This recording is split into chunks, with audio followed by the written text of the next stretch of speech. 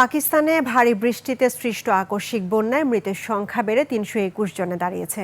নিহতদের বেশিরভাগই উত্তর পাকিস্তানের খাইবার পাখতুনখাওয়া প্রদেশের বাসিন্দা। প্রাদেশিক দুর্যোগ ব্যবস্থাপনা কর্তৃপক্ষ জানায় শুধুমাত্র এ প্রদেশেই মারা গেছেন ৩০৭ জন। নিহতদের মধ্যে নারী ১৫ জন ও শিশু ১৩ জন।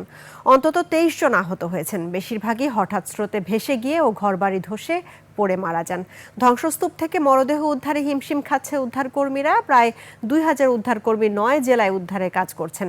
তবে বৃষ্টিতে ভূমি ও রাস্তা ধসে যাওয়ায় কার্যক্রম ব্যাহত হচ্ছে। প্রাদেশিক সরকার বুনের, বাজাউর, সোয়াত, সাংলা, মানসেহরা ও বাট্টাগ্রামকে দুর্যোগ আক্রান্ত এলাকা ঘোষণা করেছে।